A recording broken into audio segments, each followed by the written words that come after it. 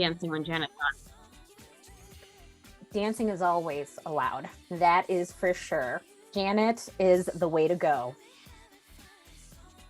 So we're going to go ahead and get started. Good morning, everybody. Thank you so much for coming to our session today on packing your bags and preparing for a pivot out of higher education. My name is Dr. Kelly Alvarado-Young, and I use she, her, aya pronouns.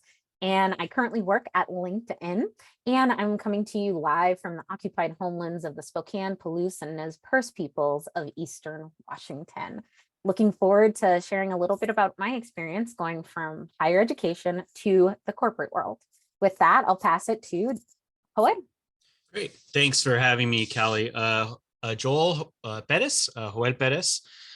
He, him, él pronouns. I am the owner and executive coach at Apoyo Coaching and Consulting. Apoyo stands for support for in Spanish.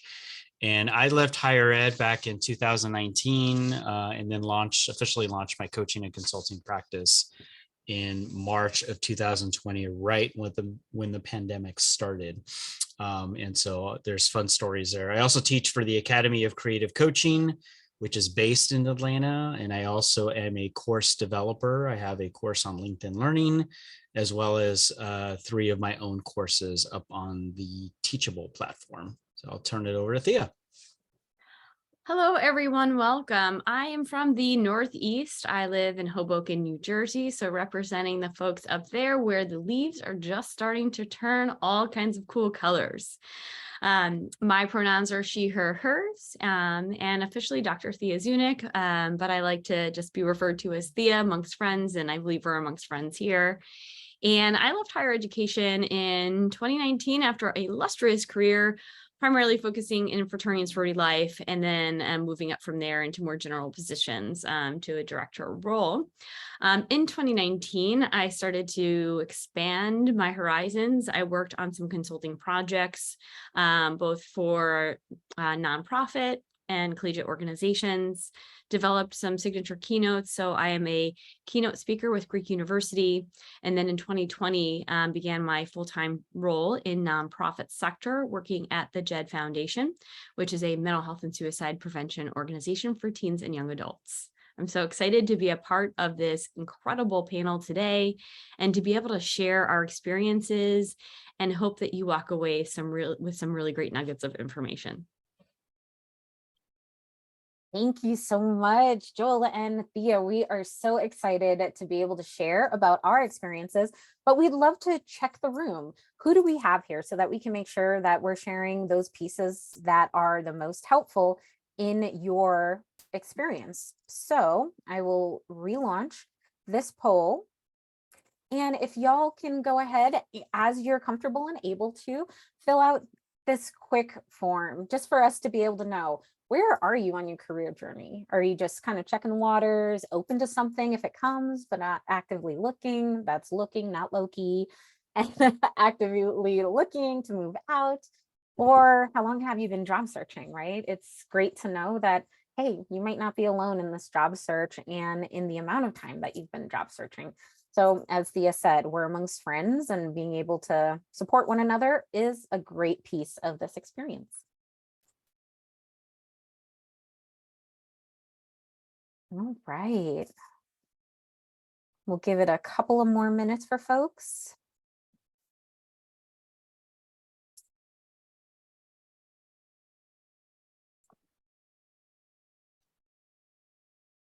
All right, so we're gonna go ahead and end our poll. This is what we got right now. We got 65% of folks in the room right now actively looking. So that is one piece. That's great to know. And then haven't started or just kind of in the 1 to 6 months. And then we've got some folks in the 7 to 12 and more than a year.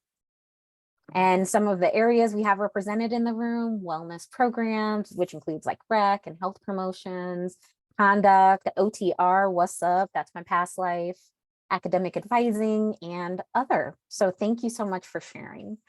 With that, we're going to go ahead and get started. And we'll start off with our first question to the panel. When is the right time to move on? Or when was your right time to move on? I guess I'll start. I think as for my own, in I guess my own journey, it wasn't necessarily by choice that I pivoted out of higher ed. There was some circumstances that happened. When you serve as an executive role like I did, and there's a change in leadership at the top, at times that creates some opportunity for change. And so I took that opportunity and originally thought I was going to land back in higher ed, and that didn't happen. And so I got my certification in coaching and started coaching, and that door opened. And so I walked through it and haven't looked back. Now when I work with clients that I coach around this idea of when is it time to walk away, do a lot of work on looking at values. If you're in congruence, your values in congruence with the organization you're working for. How are you wired? And thanks, Kelly, for putting that up. I wrote a recent blog post on values and the danger of the shiny object, because at times we get distracted. And I would say, as a person of color, I identify as Mexican American, Chicano. People who see promising women and people of color tend to get opportunities pushed in their direction, and it's very easy to get sidetracked and get enamored by the shiny object without doing some real work and trying to evaluate where they're at professionally, and if the values, their own personal values or guiding values, are in alignment with the roles that are being floated your direction. So I do a lot of work with clients around identifying values, and I'm working on a worksheet or workbook right now on how to discern whether it's time to move on from your current role into something different, whether that's in higher ed or outside of higher ed. And so now I work with clients both in and outside of higher ed. And so those are some things that I've thought of. And some additional things is, what aspects of your current role do you like? What aspects don't you like? And if there's more of things you don't like than you like, it might be time to start evaluating whether it may be time to move on. And then asking folks for feedback, trusted mentors, family, colleagues, and the important thing is creating space for reflection, which we at times don't do in our roles because we feel like we don't have time. And that may be true, but it may be time to make the time to be reflective in order to determine whether something new is on the horizon for yourself. So those are some things that I would toss out there for myself. Like I said, initially, it wasn't necessarily something I was thinking would happen, but the opportunity arose and I decided to walk through that door and haven't looked back, and I sleep better. And I'm not talking to an attorney 5 days a week. I have no Title IX stuff I need to work through. So there's a lot of positive aspects for that, but I'll stop talking and let Thea and Kelly chime in as well.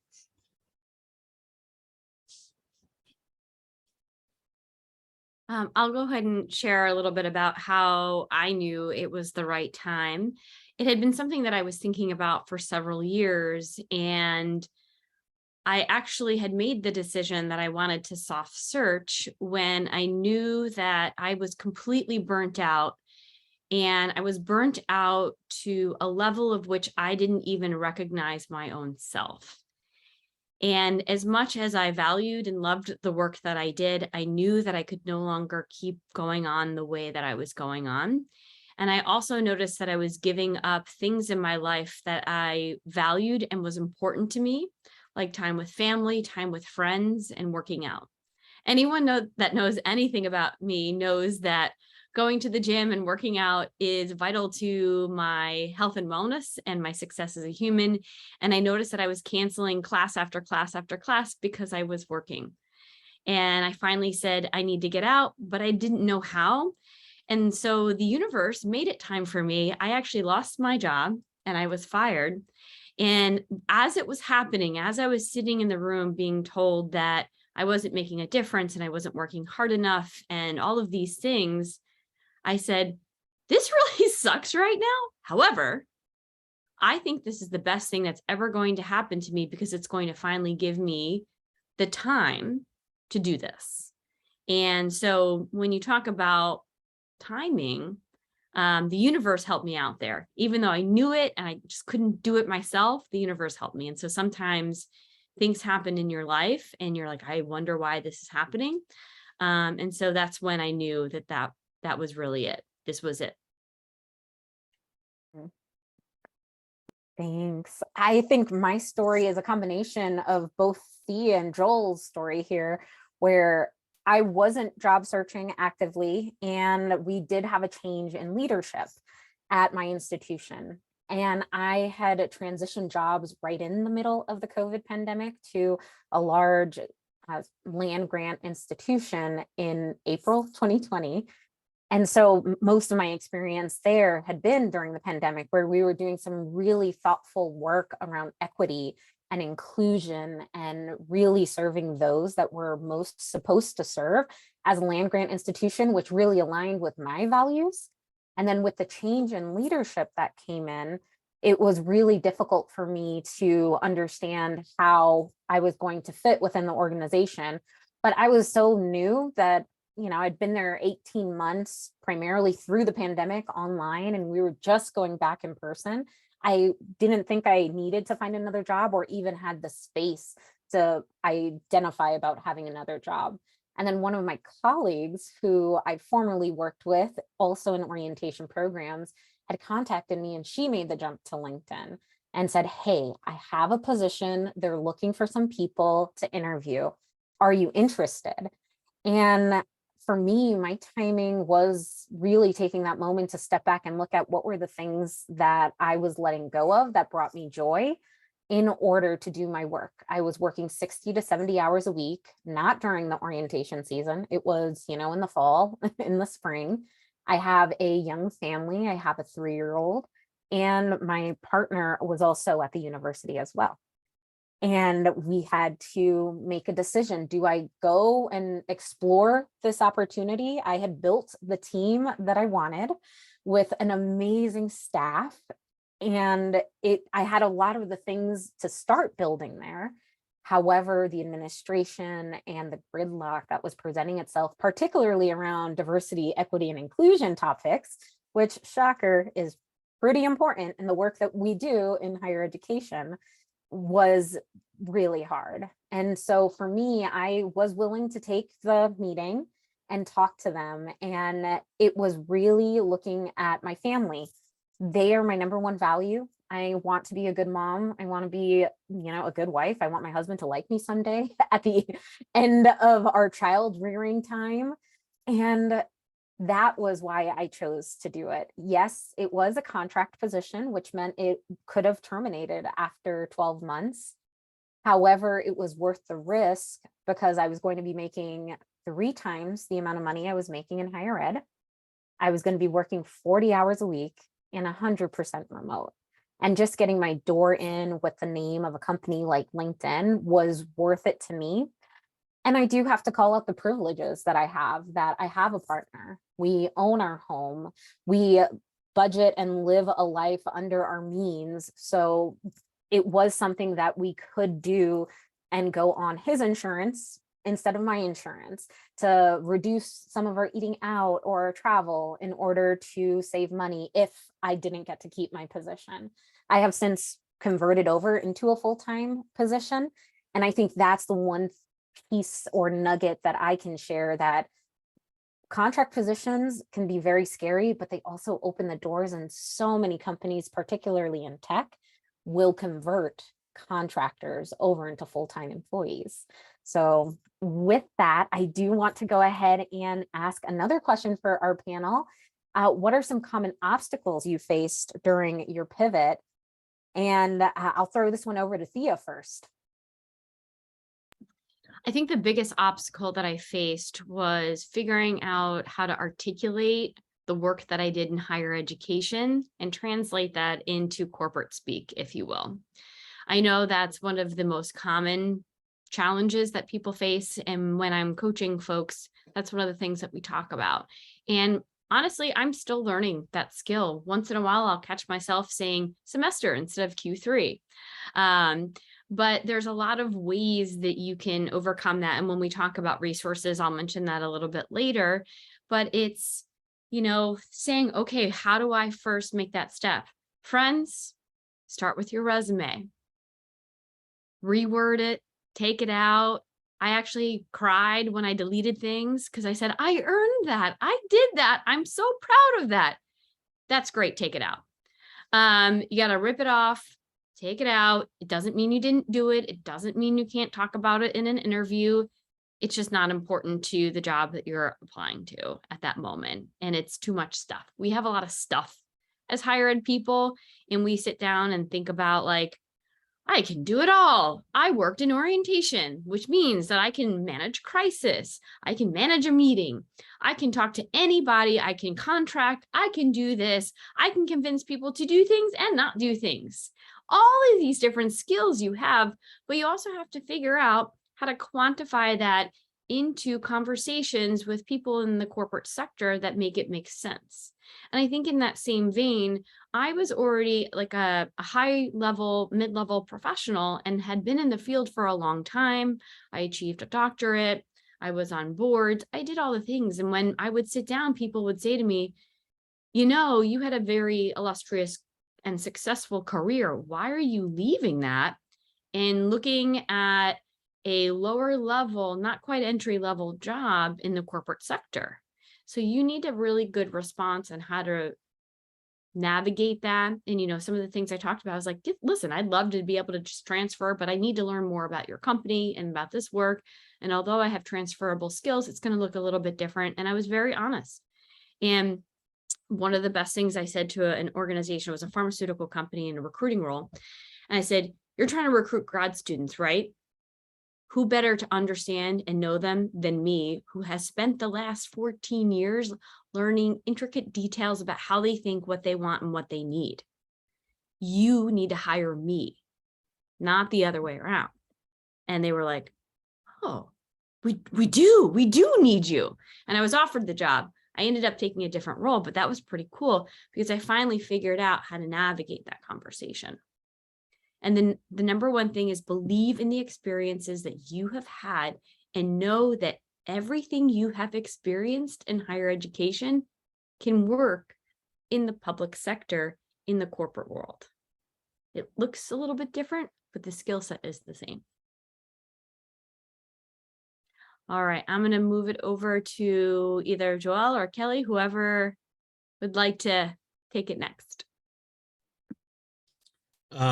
I think for me, some of the obstacles I encountered, one of the big ones was confidence, because I didn't feel like I could leave higher ed, having been in higher ed over 20 years and now at the time serving in a C-suite executive level role. That was a hard choice that I had to make. And so for me, it was developing the confidence, knowing that I had all these years of experience, and then translating moving into an executive coaching leadership role, and starting my own business. And so needing to develop that confidence and then finding the resources I needed in order to do that. And so that was probably the biggest two obstacles for me in moving out of higher ed was the confidence and then finding the resources that I was going to need in order to start my own business. And so that was huge for me. And then talking about the fact that I was leaving higher ed, and even though it had been such a big part of my identity, and that was the other piece, is recreating myself, or I forget the term, but really, recreating who I was and developing a new identity, which was outside of higher ed. And that was a big challenge for me as well, because as you probably know, some of you can relate, is that your identity is so intertwined with your role in higher ed and serving students, and those kinds of things. And so it took some detoxing, and creating that space I talked about early, that reflection space of being reflective and what does it mean, and then the detox, because a lot of the work that we do and or environments you may be coming from are toxic. And what does it mean to let go of that identity and take on a new identity one that isn't tied to your role or your job. And so that takes work and effort. And so those were a few of the challenges that I had to overcome. But again, through hiring my own coach and then finding the mentoring that I needed in order to do that was super helpful. I think for me, one of the biggest obstacles was learning the pace of a corporation. In higher ed, I knew what the cadence was. I knew the beginning of the semester was going to be really wild, then it was going to slow down, then midway. We have a theory for it, the W curve for our freshmen and our first year students. So it was something that I knew and understood then. And then upon coming into corporate, having a completely different calendar and trying to identify, is this supposed to be a busy time? Is this supposed to be a slow time? I don't feel like I'm doing a lot was a part that was really hard. And then in that transition into my position, I had been so used to doing everything as the director of a department that was highly understaffed and under-resourced in all ways, but carried a very high visibility program. I was used to making sure every I was dotted and every T was crossed. And now I work on teams where we literally have somebody to worry about every single piece. We have somebody who does the communications. We have someone that does the change management. We have someone who does everything else. And I now get to focus solely on the onboarding experience content, the part that I love, and helping people transition into their most confident selves. And with that, I do want to go ahead and drop our final question into the chat before we open it up for Q&A. And that's going to be, what advice do you have on how to get noticed? And I'll get us started with this question. For me, I think one of the biggest pieces is still LinkedIn. Yes, I work for LinkedIn and they're not paying me to say this, but I really do think LinkedIn is one of those places to get noticed by building relationships. In higher education, we have built relationships with people all over of different walks of life, different experiences, and you get the opportunity to build relationships with recruiters. And that's always my number one piece of advice. If there are companies out there that you are interested in, go ahead and find a recruiter for that company and try to get connected with them. They might be able to name a position that is coming up or tell you about their hiring cadence, give you tips and tricks on how to get noticed in their systems, which can also be very helpful. And then about, I think it's 72% of Fortune 500 companies use LinkedIn Recruiter. And because of that, with your LinkedIn profile, if you have when you have LinkedIn Premium, you go in and you can look at the job and see what skills are they looking for. My tip to you is to go in there and edit your skills on your page to align with the skills of the position. So this way you pop up higher in the listing. And of course, feel free to contact the recruiters, especially in tech, a lot of people you can actually contact and ask to talk to the hiring manager for an informational interview. So those are some things, the same things we tell our students are the things we ourselves need to do. And it's one of those things that's so interesting to pivot out of the teacher role, the mentor role, and really take our own advice sometimes. So with that, I'll throw it to Joel. Yeah, I think the only thing I would add is LinkedIn is very, I've leveraged LinkedIn. And so I think people would say that I eat, breathe, and live LinkedIn. I'm not an employee of LinkedIn like Callie is. But I think it's important to put yourself out there, try to develop some areas of content or market yourself as a content expert in particular areas. In my case, of course, I do consulting and coaching, particularly a lot of my clients are people of color, women of color. I'm in the DEI space. So I post a lot about those things because I want people to know, or at least if they're looking for someone who has that type of expertise, they know where to look, right? Because they've seen my stuff. And so I'm posting 2 to 5 times a week, sometimes twice a day. I'm not necessarily saying you need to do that, but you do need to carve out space in order to do that. I think the other advice is that I would say is don't be afraid to contact folks in your network to let them know that you're available, that you're looking. And that means maybe even looking back in your mental Rolodex of people that you've had contact with in the past, even former students who are now in areas or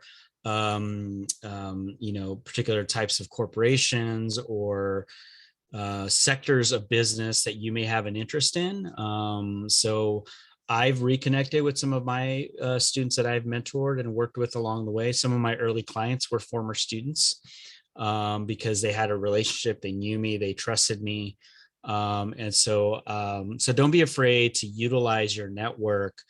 I would also say, don't be afraid to hire someone to look at your resume who also has pivoted out of higher ed, who will have some advice, offer some advice, because it may be helpful to have a professional look at your resume and your cover letter to retool it. So you're not trying to have to figure out, okay, how do I do this? How do I go from a 7-page vita to a 2-page or 1-pager? Because that can be pretty intimidating. As been noted before, Thea shared her own experience of having to, cut her resume down. And that's going to require folks looking at your stuff, recruiters who maybe and trust, who maybe take feedback, but also don't be afraid to pay for someone to do that. There are folks who do that for a living that can give you some good advice on how to do that. So those are the things that I would offer to you. I think the other things that you can do to get noticed, kind of building off of what Joel said in using connections on LinkedIn, if somebody is a second connection and is working at an organization that you are interested in, look to see who the person is that links you with that other person, and do not be afraid to ask that person to say, hey, Joel, I noticed that you are directly connected with Kelly and she works at LinkedIn, which is an organization that I'm very interested in. Would you be willing to do a soft introduction between Kelly and I so that I can connect with her to talk to her more about her experiences working at LinkedIn? You would be surprised at how many folks are very willing to say, yeah, sure. I have to say, anytime anybody does that for me, I'm absolutely happy to do that because it takes me 2 to 3 minutes and knows that I can help somebody else. And if there's one thing we know that's very common amongst higher ed friends, is everyone's willing to help because we're all in this together. The other thing that's interesting, and it is maybe more outside of the LinkedIn realm, because I know we've talked a lot about using LinkedIn to get noticed. I will often look at professional associations presentations, specifically panel presentations. And I will sign on and I will listen to the panel and see if there's anyone that I really connect with. I'll write down a couple of things that they've said that I really resonated with. I will find them on LinkedIn or through email, and I will reach out to them to say, hey, I was a participant in the SHRM panel on infusing DEI into recruiting practices, and I loved when you talked about XYZ. Would you mind if we connect further on that point? Because I'd like to understand how you use that in your work and at the company that you work at. I will tell you the response rate that I got from those inquiries was very high percentage. Because they saw that I took time to understand, that I listened to them, that I remembered what they said, and that I referred to it in my speech. And it also made them feel real good to know that somebody was listening and they learned something from me. Wow, I want to talk to that person. But it also shows them that you are a very careful person and you're thoughtful and you're deliberate about how you're connecting with people. And you'll probably stick out in their mind a little bit more if something happens to come across their desk and there's an opportunity available after you speak with them. And then the other thing that I can recommend to get noticed is volunteering. If you're struggling to get into a sector that you are really trying to get into, try volunteering and see if there's anything available for you. And that could either be joining a board of a professional association. I actually led a working committee for the New York SHRM chapter for a little while on technology. So I can learn a little bit more about the ed tech space.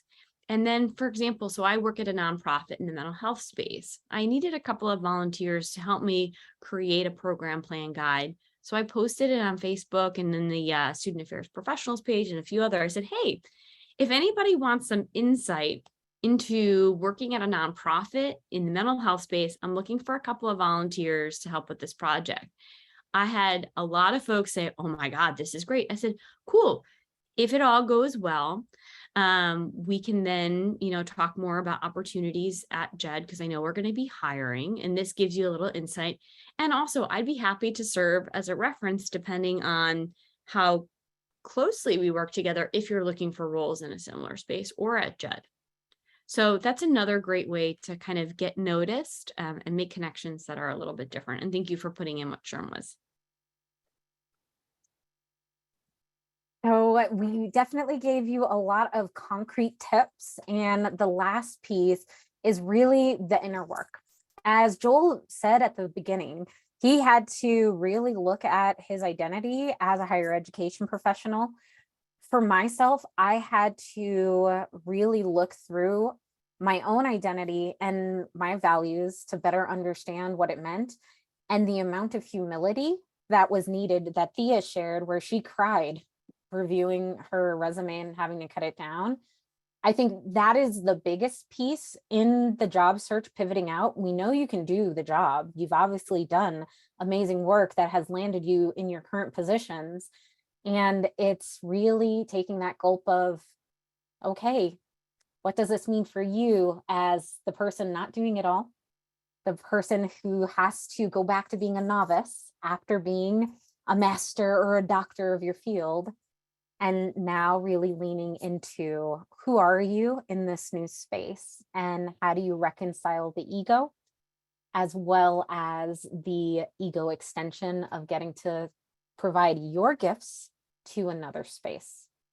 So absolutely ask yourself the tough questions. Joel, I think that's great. You have a resource sheet that may be coming out soon, and we can share that with folks who are on this call afterwards.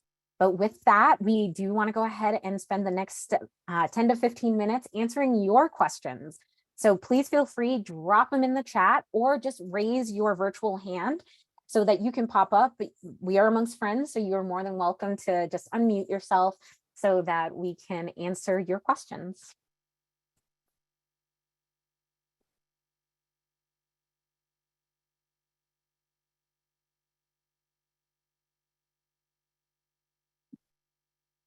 I'll also share this if folks are not comfortable asking questions, you can always message us individually later on, and we can address those. Or if you want to send something to one of the panelists in the chat and say, hey, can you ask this for me anonymously?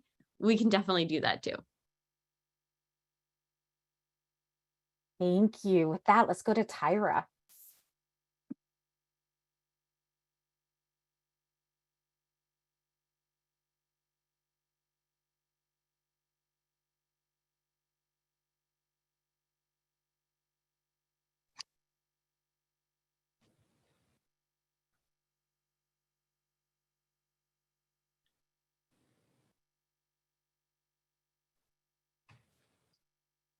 Tyra, do you have a question?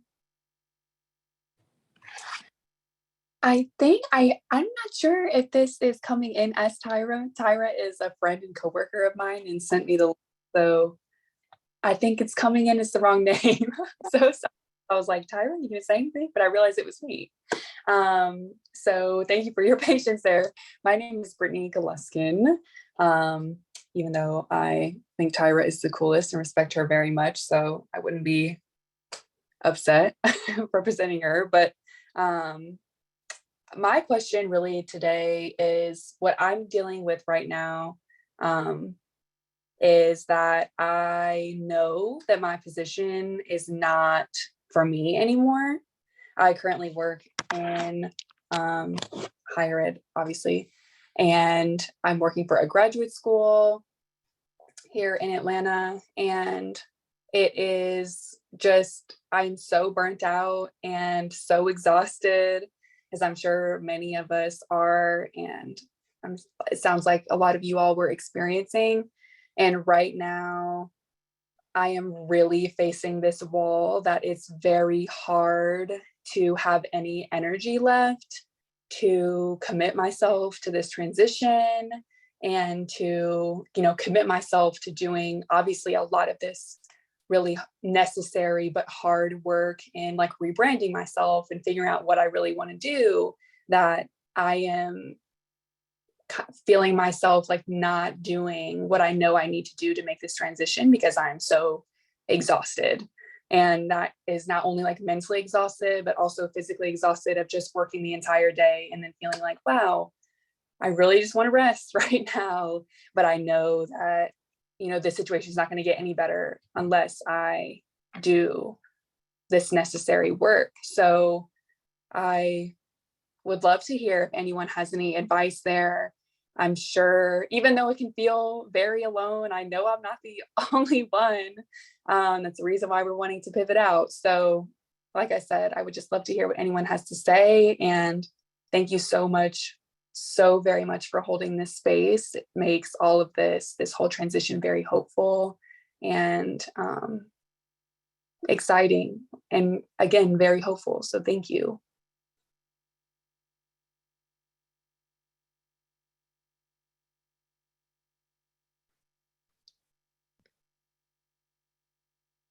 So I can share first. I think for me, one of the things that I had to do when I had a very short amount of time to put my stuff together, because again, I wasn't job searching. I was in the middle of the semester, at the end of the semester, trying to figure out what the hell was going to happen for the next summer.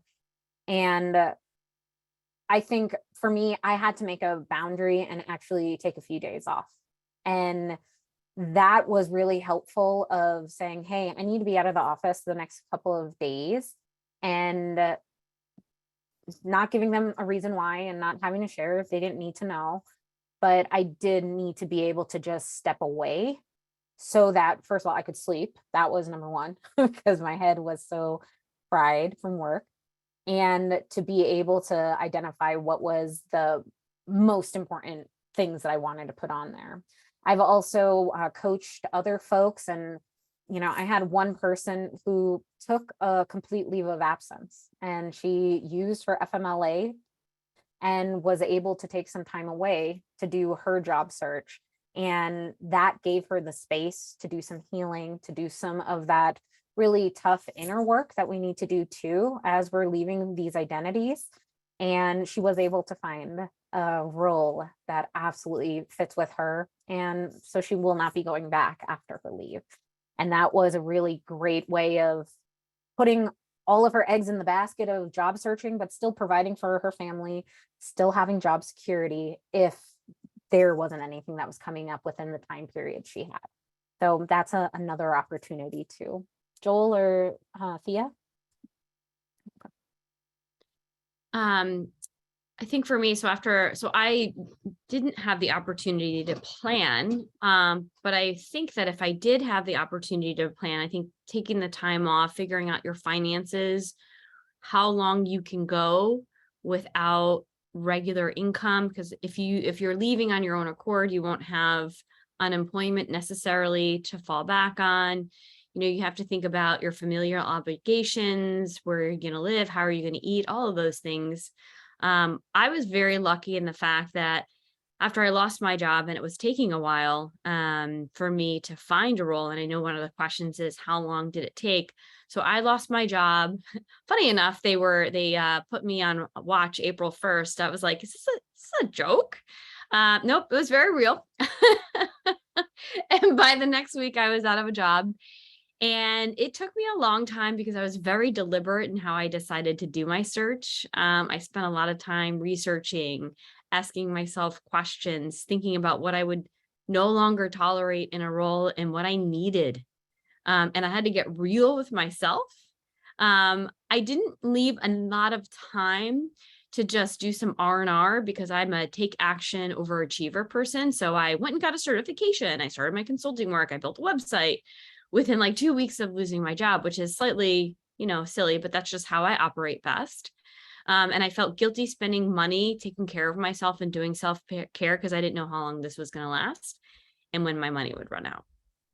Eventually, the money did run out, and I am very lucky that I have some good friends and family that took me in, gave me a place to live, and supported me through this process and didn't make me feel less than, all while trying to figure out what my identity was.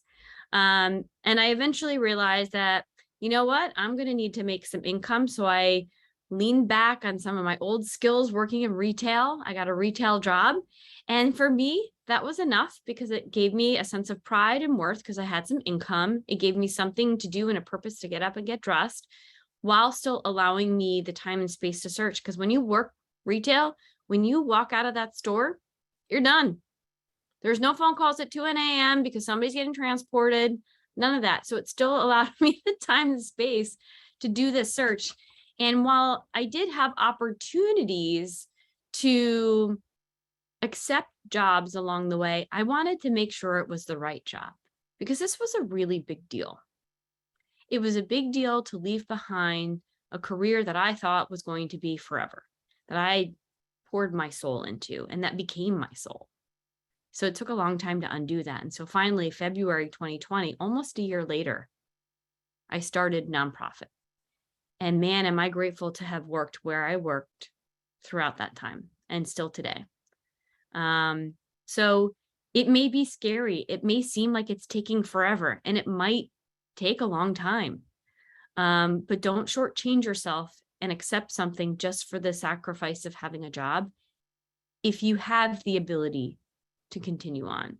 And I will tell you how tempting it was to apply for some student affairs jobs. I'm not going to lie, I did. And then halfway through the process, I was like, no, this is what you're working to not do. Stop doing that. Believe in yourself, recalibrate. And so that will happen. And so having some friends along the way to be like, I'm doing it again. I'm going back to higher ed, to be like, Thea, believe in yourself, ground yourself. Remember that list of what you won't accept and what you need in a job. So trying to find a couple of those people, and that might be a coach. It might be a friend, a mentor. But yeah. Like, no, what are you doing? That was a moment. But yeah, it took some time. That was my experience. It was a long story, but it was a long search.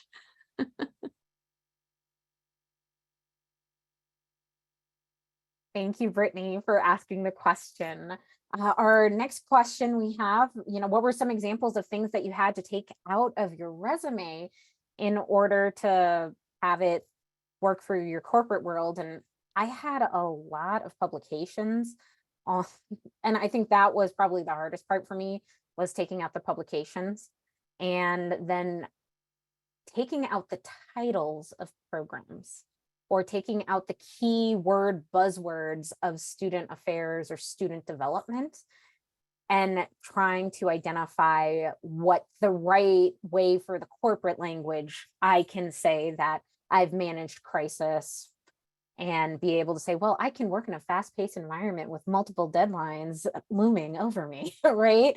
And so I think that was probably the hardest piece for me, was reframing what does student success look like? Well, employee retention versus student retention were big pieces. Joel or Thea? I think for me, it was similar in that, taking out your presentations, your articles that you've written, your co-authored, rewording, using different terms. So like return on investment, C-suite, quarters, quarter one, quarter two, quarter three, quarter four. I think it was said earlier, not using terms like semester and academic year. Those are some things that you'll have to adjust to. but I think, you can do it. You just need to get some good feedback on what you have and how to reframe how you talk about what you did. And again, like I said earlier, don't be afraid to ask for help, and find people. There's people out there like you who are transitioning out, who have transitioned out, who'd be willing to give some thoughts on how you may want to reframe your experience in a way, and how to talk about yourself. I will say one thing that it's controversial, but I did it. I took the doctorate off my name on my resume, because I think a lot of people assumed that meant that I was expecting to be paid a lot of money. And let's be honest, we come from higher ed. And I think it was also intimidating to folks that were interviewing me, that were in maybe C-suite level positions that didn't have that title or that education. So it was still on my resume as completed education, so that you had to look for it, but it wasn't the first thing they saw at the top of my resume. And some people are like, well, you shouldn't really do that. That's a personal decision, but I felt that it did open some doors and it was a softer entry.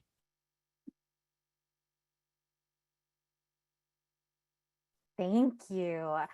We have our next question from the other Tyra, not Brittany, Tyra. How was your adjustment to the culture of working in a corporate environment or public sector? And I'll drop the question in the chat again. And I think for me, the one piece of working in the corporate environment, because there is a diversity of educational attainment versus higher ed, where, to have an entry-level RD role, you need to have a master's. I think for me, learning how to approach a conversation, not from the theoretical, but in the practical sense, was something that I really had to pull back from.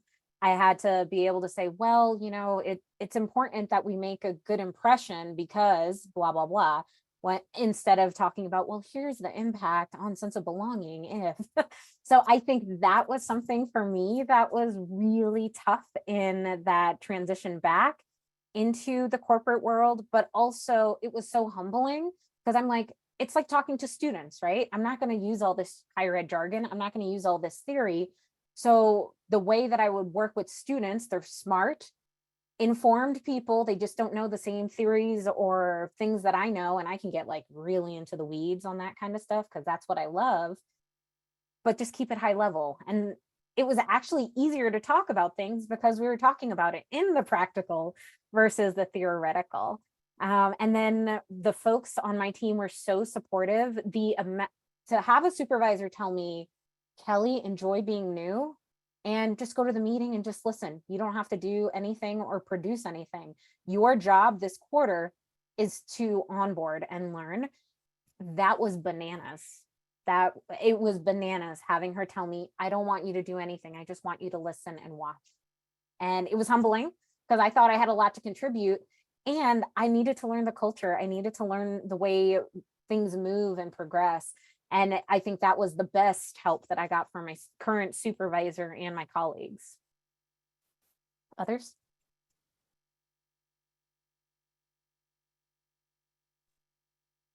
I think for me, real quick, I had the benefit of working at an organization that had hired other people from higher education. So I was able to sit down with them and ask them about their experience and some advice. And I will say what Kelly just said, just sit, listen, learn, absorb. It will take you an entire year to start to figure out what your role looks like. And that's in any new job, but especially if you're moving sectors or even if you're in something adjacent to what you're in, but it's a different environment. And also don't forget to breathe during that time. You're allowed to. You're allowed to take off days. It's completely okay. And pace yourself. I gave my current supervisor a heads up, say, hey, I'm from higher ed. I'm going to ask some strange questions. Please tell me when it's not needed. When I would take a day off, I'm like, I'm so sorry I need to take off. And she's like, why are you sorry? I'm like, well, that's just what I've been bred to say. And so sometimes giving the people a heads up that this is what you're coming from and this is what you've experienced. It's a funny thing, but it worked for me.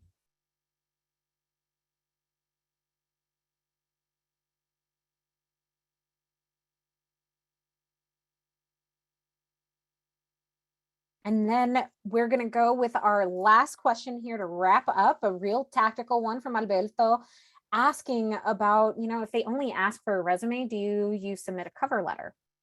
And this is the part that will depend on the company, because some companies will have pre-screening questions that are really your cover letter responses, and they would go into that. I think, especially as you're trying to figure out the transition and the pivot out, at the first, especially at large companies, they're going to be using AI software to be able to look for keywords and people who meet the minimum qualifications. And then they'll go to an actual review. So for me, I did not find as much of a worth putting in a resume. But what I would recommend is that, excuse me, not a resume, a cover letter. What I would recommend with your cover letter, if you do know someone who is at the organization, send your cover letter to them and ask them to give you a reference. Because, for example, at LinkedIn, 40% of our new hires are recommended by current employees. And so asking them to submit a recommendation for you, you're already giving the cover letter, they can use that to write your recommendation. And don't feel bad about asking somebody to do that and like, oh, I'm so sorry, I'm asking you to do more work for me. And that's how I felt when I was asking people to do this, because I was, every time we get the student coming in, can I get a reference letter? I'm like, oh my God, no, not another reference letter. However, here's the benefit for folks that are in major corporations. If you are hired, the person who submitted your reference will get some form of kickback or recognition. So don't feel bad. It's good for them and it's good for you to be able to ask for the reference. Companies want to hire people that they know are going to be good because their employees know that they're good. So that would be my last piece of advice on that one. So we are coming up to time. I do want to go ahead and invite you all, please follow us on LinkedIn and our individual companies. Joel, would you like to give a shameless plug on how people can connect with you? Yeah, LinkedIn is a way to do that. You could also go to my website, which is apoyocoaching.com. You can also join my newsletter or subscribe. I do send out frequent messages to folks on my list on things that I'm doing, as well as resources. And so that's a way to get a hold of me. You could always email me at joel@apoyocoaching.com, and I'll drop that into the chat as well. Always available for folks if they want to reach out and have a conversation.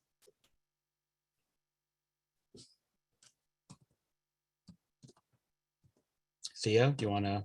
Sure. I'm going to put some stuff in the chat as well. You can reach out to me in a various array of experiences. You can email me at theazunick@gmail.com. I also have a website, theazunick.com. And then I do a lot of like wellness programs. My Wellness Wednesday posts are super popular with people. And a lot of folks say they like my content. It's very refreshing and inspiring. And maybe you might find it too. The best way to see that is by following me on Instagram, which is my first and middle name, Thea Rachel. I just put it in there. And then I see that Kelly put my LinkedIn. So there's various ways to find me, and I'm happy to connect and chat with anyone who's interested in that information.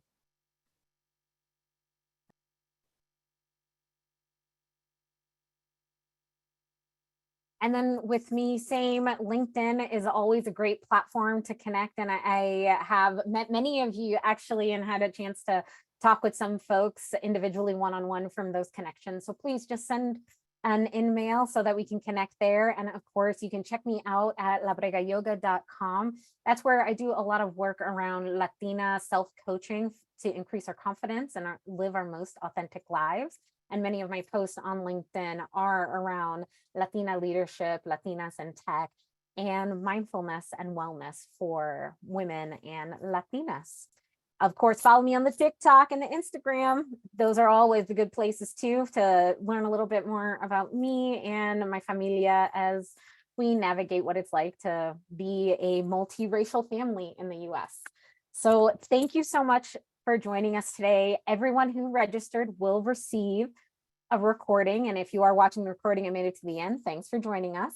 And please feel free to share this with others who may have a benefit, and share our contact information if we might be able to provide any type of coaching services for you or others who are looking to make this pivot. You are not alone in packing your bags. So please know that this higher ed community will always be there for you, whether it's at a university, college, corporate world, nonprofit, or your own small business. Hope you have a great rest of your day. Nos vemos. Ciao.